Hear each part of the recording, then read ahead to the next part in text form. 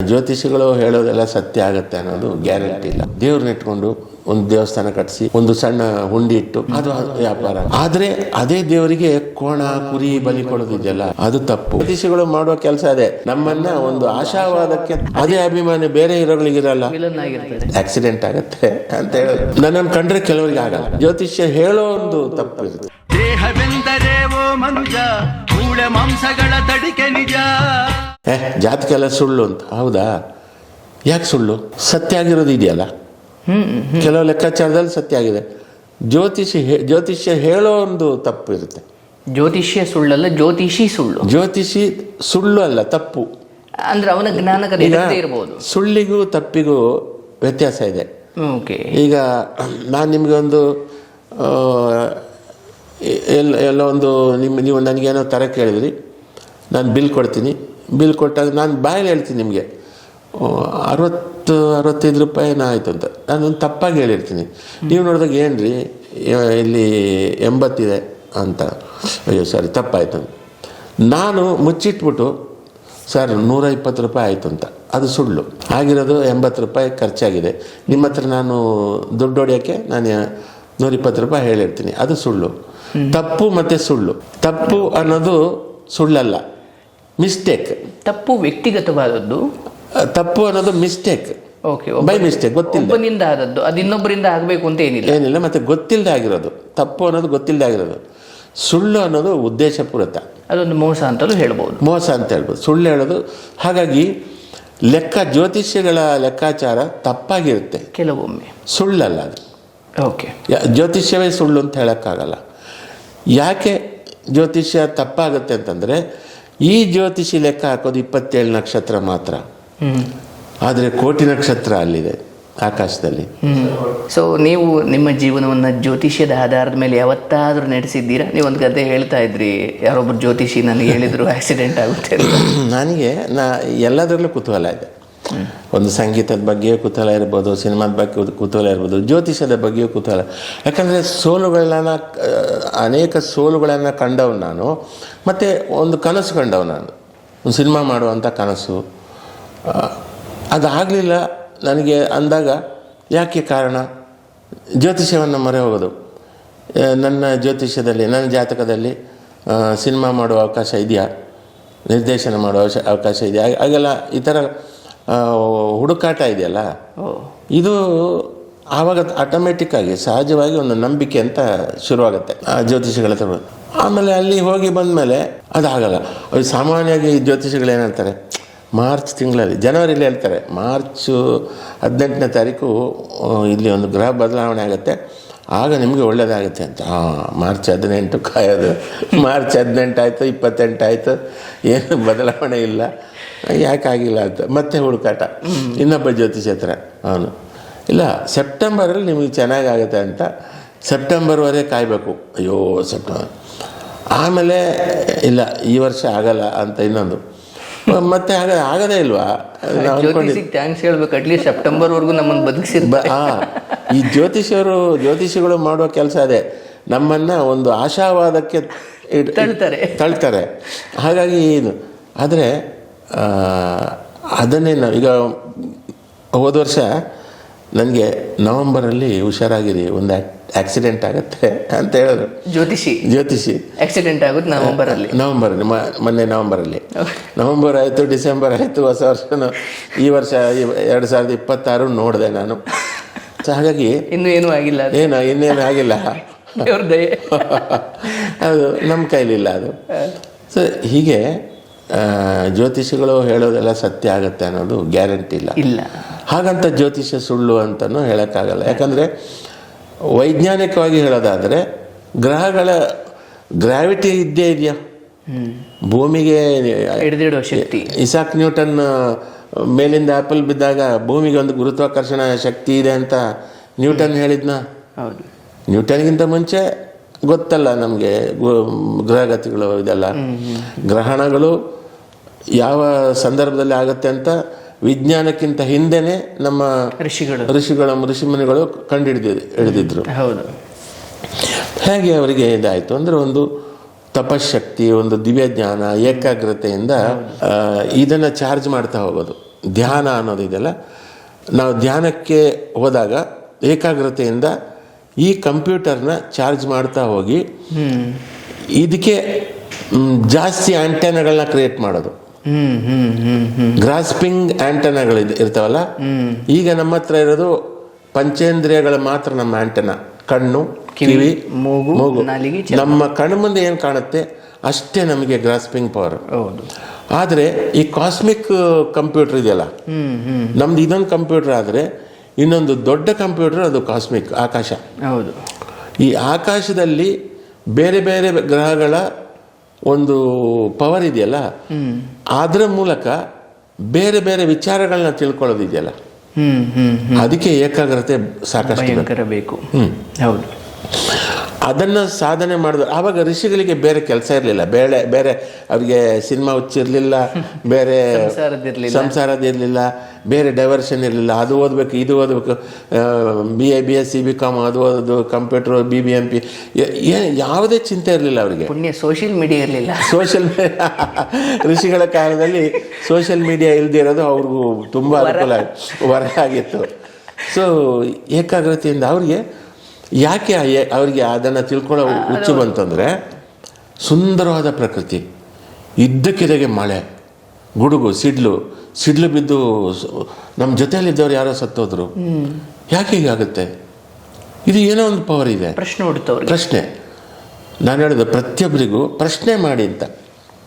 ಬ್ಲೈಂಡಾಗಿ ಹೋಗಿ ಕುರಿಗಳ ಥರ ಹಳ್ಳಕ್ಕೆ ಬೀಳ್ಬೇಡಿ. ಅಲ್ಲಿ ಯಾವುದೋ ಒಂದು ದೇವಸ್ಥಾನಕ್ಕೆ ಹೋದರೆ ಅಲ್ಲಿ ಇದಾಗುತ್ತೆ, ಹಂಗಾಗುತ್ತೆ. ಪ್ರಶ್ನೆ ಆಯ್ತು, ಹೋಗಿ ನಿಮ್ಗೆ ಒಳ್ಳೇದಾದರೆ ಸಂತೋಷ, ಆಗಲಿಲ್ವೋ ನಿಮಗೆ ಆಗಿಲ್ಲ ಅಷ್ಟೆ, ಇನ್ಯಾರಿಗೂ ಆಗುತ್ತೆ. ಯಾಕಂದರೆ ನಮ್ಮ ದೇಹದಲ್ಲಿರುವ ಮ್ಯಾಗ್ನೆಟಿಕ್ ಇದಿದೆಯಲ್ಲ, ಸರ್ಕಲ್, ಅದು ಎಲ್ಲದಕ್ಕೂ ಮ್ಯಾಚ್ ಆಗಲ್ಲ. ಹೌದು. ಈಗ ನನ್ನನ್ನು ಕಂಡ್ರೆ ಕೆಲವರಿಗೆ ಆಗಲ್ಲ, ಇರಿಟೇಷನ್ ಬಂದ ಅಂತ ಮನಸ್ಸಲ್ಲಿ ಅನ್ಕೋತಾರೆ. ಮನೆಯವರೇ ಚೆನ್ನಾಗಿದ್ದಾರೆ ಅಂತಾರೆ. ಮುಖಭಾವದಲ್ಲಿ ಅವನಿಗೆ ಗೊತ್ತಾಗುತ್ತೆ ಇವರಿಗೆ ನಮ್ಮದು ಸ್ನೇಹ ಇಷ್ಟ ಇಲ್ಲ, ಅಂದರೆ ಆ ರೇಷಿಯೋ ಅದು ಕನೆಕ್ಟ್ ಆಗಿಲ್ಲ ಅಂತ. ಕನೆಕ್ಟ್ ಆಗಿಲ್ಲ. ಆ ಕನೆಕ್ಟ್ ಆಗದ ಆ ಮ್ಯಾಗ್ನೆಟಿಕ್ ಇದು ಇದೆಯಲ್ಲ, ಮನಸ್ಥಿತಿಗಳು ಕನೆಕ್ಟ್ ಆಗಲಿಲ್ಲ ಅಂದರೆ ನಾನು ನಿಮಗೆ ಇಷ್ಟ ಆಗಲ್ಲ, ನೀವು ನನಗೆ ಇಷ್ಟ ಆಗಲ್ಲ. ನೋಡಿ, ಇದೊಂದು ಬಹಳ ದೊಡ್ಡ ಸೈಕಾಲಜಿ. ಎಲ್ರಿಗೂ ಇಷ್ಟ ಆಗಬೇಕು ಅಂತೇನಿಲ್ಲ. ಅದೇ ವೈವಿಧ್ಯತೆ. ಯಾಕೆ ಒಂದೊಂದು ಹೀರೋಗೆ ಅಭಿಮಾನಿಗಳಿರ್ತಾರೆ, ಅದೇ ಅಭಿಮಾನಿ ಬೇರೆ ಹೀರೋಗಳಿಗಿರಲ್ಲ, ವಿಲನ್ ಆಗಿರ್ತಾರೆ. ಈ ಅಭಿಮಾನಿಗಳು ಇನ್ನೊಬ್ಬ ಹೀರೋಗಿಲ್ಲ, ಆ ಅಭಿಮಾನಿಗಳು ಇವರಿಗಿರಲ್ಲ. ಯಾಕಂದ್ರೆ ಇವರಿಗೆ ಕನೆಕ್ಟ್ ಆಗಿದ್ದಾರೆ ಅವರು. ಎಕ್ಸಾಕ್ಟ್ಲಿ. ಅವ್ರಿಗೆ ಇವ್ರು ಕನೆಕ್ಟ್ ಆಗಿದ್ದಾರೆ. ಆ ಕನೆಕ್ಟಿವಿಟಿ ಅಂತ ಅನ್ನೋದಿದೆಯಲ್ಲ, ಆ ರಚನೆಯಲ್ಲೇ ಆಗಿದೆ ಅದು. ಅದು ಅಟ್ರಾಕ್ಷನ್, ಒಂದು ಆಕರ್ಷಣೆ ಅನ್ನೋದು. ಇಷ್ಟು ಹೀರೋಯಿನ್ಗಳಲ್ಲಿ ಒಂದು ಹೀರೋಯಿನ್ ಒಬ್ಳಿಗೆ ಇಷ್ಟ, ಕೆಲವರಿಗೆ ಅವಳು ಇಷ್ಟ ಆಗಿರ್ತಾಳೆ, ಇನ್ನು ಕೆಲವರಿಗೆ ಇನ್ನೊಂದು ಬೇರೆ ಒಂದು ಹೀರೋಯಿನ್ ಇಷ್ಟ ಆಗಿರ್ತಾರೆ. ಆ ಥರ ಆಕರ್ಷಣೆ ಅನ್ನೋದಿದೆಯಲ್ಲ, ಅದು ಮ್ಯಾಗ್ನೆಟಿಕ್ ಸಂಬಂಧಪಟ್ಟಂತೆ ಮ್ಯಾಚ್ ಆಗಬೇಕು. ಸಾಂಗ್ಸ್ಗಳಲ್ಲೇ ತಗೊಳ್ಳಿ ಸರ್, ಮೆಲೋಡಿ ಒಬ್ರಿಗೆ ಇಷ್ಟ, ಮತ್ತು ಸ್ವಲ್ಪ ಡಿಂಚಕ್ ಹಾಡುಗಳು ಇಷ್ಟ, ಅಥವಾ ಭಕ್ತಿ ಗೀತೆಗಳು ಕೆಲವೊಬ್ರಿಗೆ ಇಷ್ಟ, ಭಾವಗೀತೆಗಳು ಒಬ್ರಿಗೆ ಇಷ್ಟ. ಬಟ್ ಎಲ್ಲರಿಗೂ ಎಲ್ಲ ಹಾಡುಗಳು ಜಾನರ್ಗಳು ಇಷ್ಟ ಆಗಲಿಕ್ಕೆ ಇದು ಯಾಕೆ ಈ ವೈವಿಧ್ಯತೆ ಎಂದಾಗ ಈ ಪ್ರಕೃತಿಯ ರಚನೆಯಲ್ಲೇ ಆಗಿದೆ. ಬೇಸಿಗೆಗಾಲ, ಚಳಿಗಾಲ, ಮಳೆಗಾಲ ಅನ್ನಂಗೆ ಋತುಗಳಲ್ಲಿ ಹೇಗೆ ಬದಲಾವಣೆ ಇದೆ, ಮನುಷ್ಯನ ಟೇಸ್ಟ್, ಅಭಿರುಚಿಗಳಲ್ಲೂ ಬದಲಾವಣೆ ಆಗಿದೆ. ಹಾಗಾಗಿ ನನ್ನನ್ನು ಅವ್ರು ಇಷ್ಟಪಡಲ್ಲ ಅಂತ ಅಳ್ಳಿಕ್ಕೆ ಕಾರಣ ಇಲ್ಲ, ಯಾಕಂದ್ರೆ ಅವ್ರಿಗೆ ಮ್ಯಾಚ್ ಆಗ್ತಿಲ್ಲ. ಈ ಒಂದು ವೈವಿಧ್ಯತೆ, ರುಚಿಯಲ್ಲಿ ವೈವಿಧ್ಯತೆ ಇದ್ದರೆ ಅದನ್ನು ನಾವು ಅನುಭವಿಸಬೇಕು, ಅದನ್ನು ಆನಂದಿಸಬೇಕು. ನಿಜ. ಅನುಭವಿಸೋದಲ್ಲ, ಆನಂದಿಸಬೇಕು. ಇಷ್ಟೊಂದು ವೆರೈಟಿ ಇದೆ ಅಲ್ಲ, ಬ್ಯೂಟಿಫುಲ್. ನವಿಲನ್ನು ನೋಡಿ ನಾವು ಖುಷಿ ಪಡ್ತೀವಿ. ನವಿಲಲ್ಲಿ ಇಡೀ ಡೆಕೋರೇಷನ್ ಎಷ್ಟು ಚಿನ್ನದ್ದೇ ಆಭರಣ ಇಟ್ಕೊಂಡು ನಾವು ಪಕ್ಷಿ ಓಡಾಡ್ತಿದೆ, ಅದಕ್ಕೆ ಗೊತ್ತಿಲ್ಲ. ಅದ್ರ ಸೃಷ್ಟಿ ಹೇಗಾಯಿತು ನಮ್ಗೆ ಗೊತ್ತಿಲ್ಲ. ಅದು ಯಾವ ಕಾಸ್ಮಿಕ್ ನಕ್ಷತ್ರದಿಂದ ಅದರ ಮೇಲೆ ಅಷ್ಟು ಆ ಸೃಷ್ಟಿ, ಆ ಪ್ರೋಗ್ರಾಮಿಂಗ್ ಹೇಗಾಯಿತು? ನವಿಲು ಸೃಷ್ಟಿಯಾಗುವಂಥ ಪ್ರೋಗ್ರಾಮಿಂಗ್ ಹೇಗಾಯಿತು? ನವಿಲನ್ನು ನಾವು ಎಂಜಾಯ್ ಮಾಡ್ತೀವಿ, ಒಂದು ಚಿರತೆ ಎಂಜಾಯ್ ಮಾಡಲ್ಲ. ನವಿಲ್ ದೇಹದ ಮಾಂಸ ನೋಡುತ್ತೆ, ಅದು ನವಿಲನ್ನು ಲಬಕ್ ಅಂತ ಹಿಡಿದು ತಿನ್ನುತ್ತೆ, ಅದು ಅಷ್ಟೇ. ಆ ಗರಿಗಳೆಲ್ಲ ಕಿತ್ತಾಕಿ ಅಂಥ ಸೌಂದರ್ಯ ಹೋಯ್ತಲ್ಲ. ಅಂದರೆ ಅದು ಇದಕ್ಕೆ ಇಷ್ಟ ಆಗಿರೋ ರೀತಿ ಬೇರೆ, ಇದಕ್ಕೆ ಅದು ಆಹಾರ ಥರ ಇಷ್ಟ ಆಗಿದೆ. ನಮಗೆ ಅದು ಒಂಥರ ಶೃಂಗಾರಮಯ ಸೌಂದರ್ಯ ಥರ ನಮಗೆ ಇಷ್ಟ ಆಗಿದೆ. ನೋಡಿ, ಇಂಥ ದೃಷ್ಟಿಕೋನದಲ್ಲಿ ವ್ಯತ್ಯಾಸ. ಗುರುಗಳು ಹೇಳ್ತಿದ್ರು ಮನೋಹರ್ ಸರ್, ಒಂದು ಹೆಣ್ಣು ಒಂದು ಸುಂದರವಾದ ಹೆಣ್ಣನ್ನು ಮಧ್ಯದಲ್ಲಿ ನಿಲ್ಲಿಸಿದ್ರೆ ಒಬ್ಬ ಸನ್ಯಾಸಿಗೆ ಅದೊಂದು ಮಾಂಸ ಅಷ್ಟೇ ಅಂತೆ, ಮಾಂಸದ ಮುದ್ದೆ.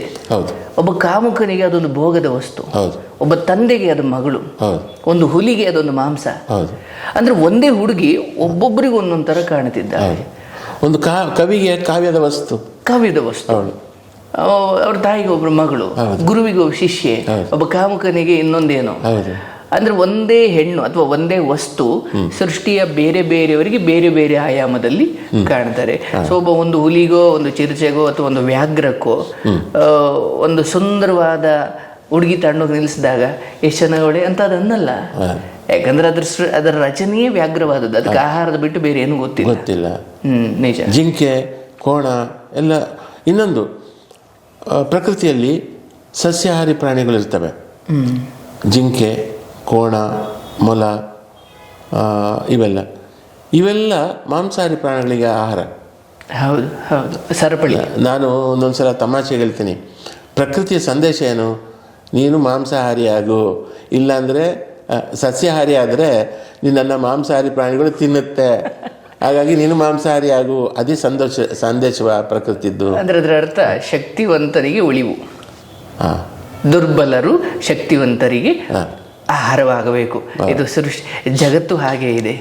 ಇದನ್ನ ಡಾರ್ವಿನ್, ಚಾರ್ಲ್ಸ್ ನಿಯಮಗಳಲ್ಲಿ ಡಾರ್ವಿನ್ ಬಲಿಷ್ಠವಾದವರ ಉಳಿಕೆ. ಹೌದು, survival of the fittest, Darwin ಆಗ್ಲೇ ಹೇಳಿದ್ದಾನೆ. ಜಗತ್ತೇ ಆಗಿದೆ ಸರ್. ಮತ್ತೆ ಹಾಗಾದ್ರೆ ಸಾತ್ವಿಕತೆಗೆ, ವಿನಯತೆಗೆ ಅಥವಾ ಧರ್ಮದವಂತನಿಗೆ ಅದಕ್ಕೇನು ಅರ್ಥ ಇದೆ ಎಂದಾಗ ಅದಕ್ಕೆ ನಾವು ಉತ್ತರ ಹುಡುಕ್ತಿಕ್ಕೂ ಅಲ್ಲ. ಬಲಿಷ್ಠವಾದವನು ಇವನನ್ನು ತಿಂದುಕೊಳ್ತಾನೆ ಅನ್ನೋದಾದರೆ ನಾನು ಈ ಕಪಾಳು ಕೊಡಿಸ್ಕೊಂಡೆ ಒಡಿಸ್ಕೊಂಡೆ ಧರ್ಮ ಹೇಳುತ್ತೆ, ಅಥವಾ ಬೇಡ, ಹಿಂಸೆ ಬೇಡ, ಹೊಡೆದಂಗೆ ಒಡಿಸ್ಕೋ. ಇದೇನಿದು ವಿಚಿತ್ರ? ಅವನು ಬಲಿಷ್ಠವಾದವನು ತಿನ್ಕೊಳ್ಳೋಕೆ ಬರ್ತಾನೆ, ಮತ್ತು ನಾನು ಪ್ರತಿರೋಧ ಒಡ್ಡಬಾರ್ದ? ಅದು ನನ್ನ ದೃಷ್ಟಿಯಲ್ಲಿ ಪ್ರತಿಭಟಿಸಬೇಕು, ಪ್ರತಿರೋಧ ಒಡ್ಡಬೇಕು. ನಾವು survival of the fit, Darwin theory ಪ್ರಕಾರವೇ ನಾವು ಬದುಕಬೇಕು. ನಾವು ಹೋರಾಟ ಮಾಡಬೇಕು. ನಾವು ಗೆಲ್ಲಬೇಕಾದ್ರೆ ನಾವು ಸಂಘರ್ಷ ಅನಿವಾರ್ಯ. ನೀನು ಧರ್ಮವಂತನ ಮುಂದೆ ಧರ್ಮವಂತನಾಗಿ. ಹೌದು. ಆದರೆ ಯಾವಾಗ ನಿಮ್ಮ ಕುದುಕಿಸ್ಲಿಕ್ಕೆ ಬಂದಾಗ ನಿಮ್ಮನ್ನು ರಕ್ಷಣೆ ಮಾಡ್ಕೊಳ್ಳದೆ ಇರುವಷ್ಟು ದುರ್ಬಲರಾಗಬಾರ್ದು. ಅಲ್ಲಿ ಧರ್ಮ ಅಲ್ಲ. ಸಂಧಾನಕ್ಕೆ ಬಂದಾಗ ಕೃಷ್ಣ ಅದ್ಭುತ, ಅದು ನಡೆಯಲ್ಲ ಅಂದ್ರೆ ಯುದ್ಧಕ್ಕೆ ತಯಾರಾಗು ಅನ್ನೋ ಥರನೂ ಇರಬೇಕು. ನೋಡಿ ಎಷ್ಟು ಚೆನ್ನಾಗಿದೆ ಸರ್. ನೋಡಿ, ಅದ್ಭುತವಾಗಿ ಹೇಳಿದ್ರಿ. ಸೊ ಈ ದೇವರು ಅಥವಾ ಇವುಗಳ ಕುರಿತು ಸಮಾಜ ಅದನ್ನು ರಾಜಕೀಯಗೊಳಿಸಿದಾಗ ಈ ತತ್ವಗಳೆಲ್ಲ ಮರೆಯಾಗ್ಬಿಡುತ್ತೆ. ದೇವರು ಅನ್ನೋದು ಒಂದು ವ್ಯಾಪಾರಿ ವಸ್ತು ಆಗತ್ತೆ. ಅದು ವ್ಯಾಪಾರೀಕರಣ ಆಗುತ್ತೆ. ದೇವ್ರನ್ನ ಇಟ್ಕೊಂಡು ದುಡ್ಡು ಮಾಡೋದು ಇದೆಲ್ಲ ಆಗುತ್ತೆ. ಅದು ಸಹಜ. ಅದು ಮನುಷ್ಯನಿಗೆ, ಯಾಕಂದರೆ ಮನುಷ್ಯ ಅಂದರೆ ಸ್ವಲ್ಪ ಮಟ್ಟಿಗೆ ದುರಾಸೆ, ದುಡ್ಡು ಮಾಡಬೇಕು ಅನ್ನೋದು ಇದ್ದೇ ಇರುತ್ತಲ್ಲ. ಆವಾಗ ಅವನು ಯಾವ್ಯಾವುದೋ ವಿಧಾನವನ್ನು ಬಳಸ್ತಾನೆ. ಕೆಲವರು ಹೋಟ್ಲಿಡ್ತಾರೆ, ಸಣ್ಣ ಹೋಟ್ಲು, ಅನ್ನ ಸಾಂಬಾರು ಹೋಟ್ಲು.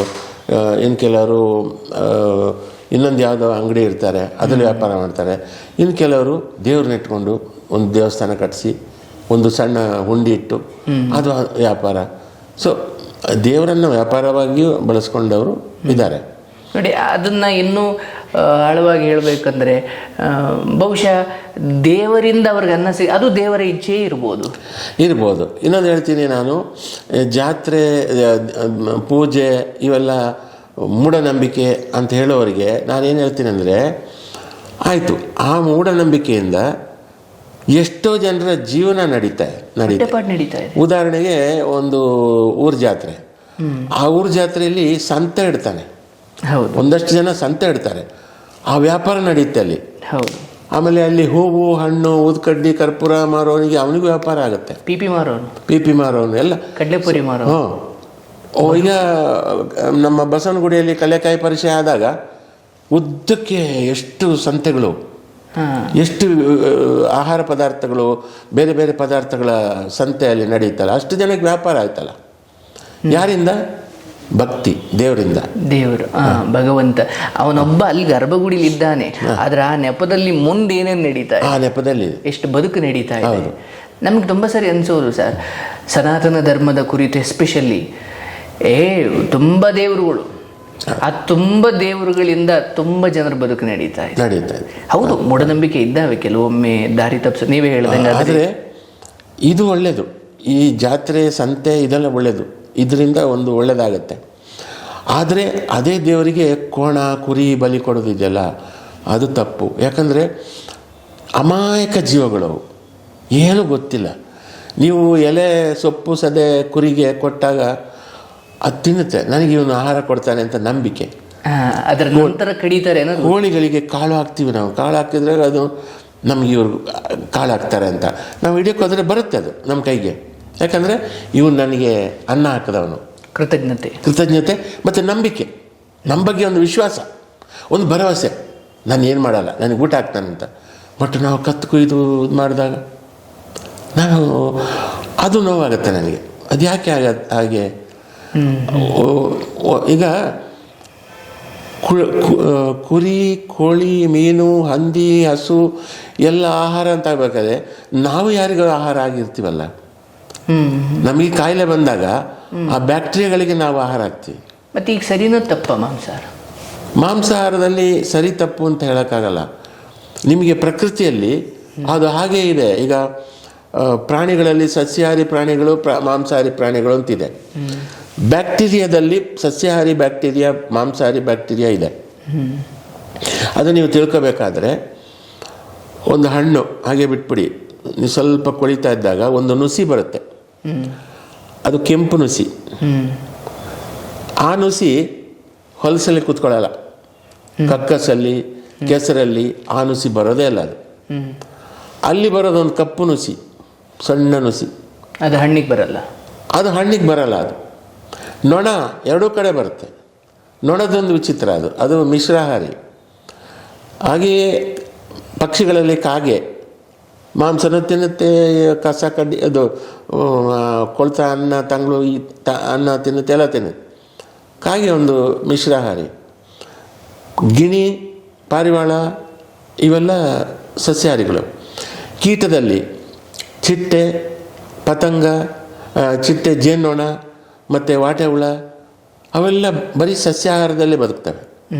ನೋಡಿ, ಒಂದು ಕೀಟದಲ್ಲೂ ಸಸ್ಯಾಹಾರಿ, ಸೊಳ್ಳೆ ಮಾಂಸಾಹಾರಿ, ರಕ್ತ ಇಲ್ಲದೆ ಅದು ಆಗಲ್ಲ, ಅದಕ್ಕೆ ಮಕರಂದ ಬೇಡ. ಅದಕ್ಕೆ ಚಿಟ್ಟೆಗೆ ಅದೇ ಚಿಟ್ಟೆಗೆ ದುಂಬಿಗೆ ಮಕರಂದನೇ ಬೇಕು.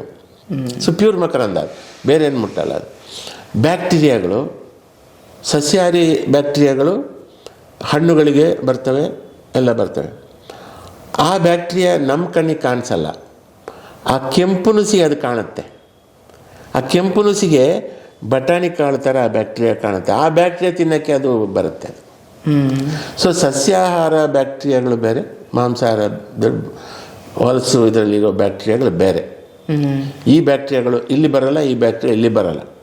ಹೀಗೆ ಪ್ರಕೃತಿಯಲ್ಲಿ ಎಲ್ಲವೂ ಸಸ್ಯಾಹಾರ ಮಾಂಸಾಹಾರ ಯಾರು ಹೇಳ್ಕೊಟ್ಟಿದ್ದಾರೆ? ನಾವು ಆ್ಯಕ್ಚುಲಿ ಮನುಷ್ಯನ ಜನ್ಮ ಇದೆಯಲ್ಲ ಅದು ಗ್ರೇಟ್ ಅಂತ ಹೇಳ್ಬೇಕು. ಯಾಕಂದರೆ ಹುಲಿಗೆ ಯಾವತ್ತೂ ನಾನು ಈ ಜಿಂಕೆಯನ್ನು ತಿನ್ನಬಾರ್ದಪ್ಪ ಅಂತ ಯೋಚನೆ ಬರಲ್ಲ, ಅದಕ್ಕೆ ಯೋಚನೆ ಬರಲ್ಲ. ನನ್ನ ಆಹಾರ ಅದು ಅಂತ ತಿನ್ನುತ್ತೆ. ಹುಲಿ ಸಿಂಹಗಳಿಗೆಲ್ಲ ಅದು ಮಾಂಸಾಹಾರ. ಮನುಷ್ಯ ಆ ಥರ ಅಲ್ಲ. ಮನುಷ್ಯ ವಿವೇಕದಿಂದ, ಮಹಾವೀರ, ಬುದ್ಧ ಅವರೆಲ್ಲ ಏನು ಹೇಳಿದ್ರು, ಕೊಲ್ಲಬಾರ್ದು, ಪ್ರಾಣಿಗಳನ್ನ ಕೊಲ್ಲಬಾರ್ದು, ನಮ್ಮಾಗೆ ಅವ್ರ ಜೀವರಾಶಿಗಳು, ನಾವು ಅವ್ರನ್ನ ಗೌರವಿಸಬೇಕು. ಒಂದು ಹುಳಪ್ಪಡಿ ಕೂಡ ಅದು ಆಕೃತಿಯಲ್ಲಿದೆ ಅಷ್ಟೇ, ನಮ್ಮಾಗೆ ಮನುಷ್ಯನ ಇನ್ನೊಂದು ರೂಪ. ಅದು ಒಂದು ಇರುವೆ ಸಾಲಾಗಿ ಇರುವೆಗಳು ಹೋಗ್ತಾ ಇದ್ರೆ ಮನುಷ್ಯನ ಹೋದಂಗೆ ಅನಿಸುತ್ತೆ. ಬುಡಕಟ್ಟು ಜನರು ಸಾಲಾಗಿ ಹೋಗ್ತಾ ಇದ್ದಾರೆ ಅಂತಲೇ ಅನಿಸುತ್ತೆ. ಆಮೇಲೆ ಜೀವನ ಕ್ರಮನೂ ಹಾಗೇನೆ. ಎಲ್ಲೋ ಒಂದು ಕಡೆ ಅದು ಮಣ್ಣಿಂದ ಅದು ಮನೆ ಮಾಡುತ್ತೆ, ಮೊಟ್ಟೆಗಳನ್ನಿಟ್ಕೊಂಡು ಅಲ್ಲಿ ಬಂದು ಕಾವು ಕೊಡೋಕ್ಕೆ ಇದು ಮಾಡ್ತಾರೆ. ತನ್ನ ವಂಶಾಭಿವೃದ್ಧಿ ಮಾಡೋಕ್ಕೆ, ತನ್ನ ಮಕ್ಕಳನ್ನ ಕಾಪಾಡೋದಕ್ಕೆ ಇರುವೆಯಿಂದ ಆನೆವರೆಗೂ ಹೋರಾಡುತ್ತೆ. ಕುರಿ ಅದು ಕೋಳಿ ಮರಿ ಇಟ್ಟಾಗ ಆ ಮರಿಗಳನ್ನ ಎಷ್ಟು ಜೋಪಾನವಾಗಿ ಅದು ಇದು ಮಾಡುತ್ತೆ. ತಾಯಿ ಅಂದರೆ ಎಲ್ಲ ಪ್ರಾಣಿಗಳಲ್ಲೂ ಪಕ್ಷಿಗಳಲ್ಲೂ ತಾಯಿ ಗುಣ. ಮನುಷ್ಯನ ತಾಯಿ ಹೇಗೋ ಆ ತಾಯಿನೂ ಅದೇ ಗುಣ. ತನ್ನ ಮಕ್ಕಳು ಚೆನ್ನಾಗಿರಬೇಕು, ತನ್ನ ಮಕ್ಕಳಿಗೆ ಏನಾಗಬಾರ್ದು ಅಂದ್ರೆ ಆ ಭಾವನೆ ಅಲ್ಲಿ ಇರಬೇಕಾದ್ರೆ ನಮಗೂ ಅವ್ರಿಗೆ ಏನು ವ್ಯತ್ಯಾಸ ಇಲ್ಲ. ಅವರ ಆಕಾರ ಬೇರೆ, ಅವರ ಭಾಷೆ ಬೇರೆ. ಆದರೆ ಮನುಷ್ಯ ಸ್ವಲ್ಪ ವಿವೇಕದಲ್ಲಿ ಅದು ತಿಳ್ಕೊಂಡಿದ್ದಾನಲ್ಲ ಮನುಷ್ಯ, ಕೊಲ್ಲಬಾರ್ದು ಅಂತ. ಆ ಬೇರೆ ಪ್ರಾಣಿಗಳಿಗೆ ನಾವು ತೊಂದರೆ ಕೊಡಬಾರ್ದು, ಕೊಲ್ಲಬಾರ್ದು ಅನ್ನೋದು ಮನುಷ್ಯನ ಕೆಲವರು ಅದನ್ನು ಅವೆಲ್ಲ ನಾವು ತಿಂತೀವಿ ಮಾಂಸ, ನಮಗೆ ಬಾಡೆ ನಮ್ಮ ಗಾಡು, ನಮಗೆ ದೇವರೇ ನಮ್ಮ ಊಟ ದೇವರು ನಿಜ. ನಾವು ತಿನ್ನೋ ಆಹಾರವೇ ದೇವರು. ಅದಿಲ್ಲಾಂದರೆ ಯಾರು ಬದುಕಲ್ಲ. ದೇವರಿಲ್ಲ ಅಂದರೆ ಯಾರು ಯಾವ ದೇವರು? ಊಟ, ಆಕ್ಸಿಜನ್ ದೇವರು.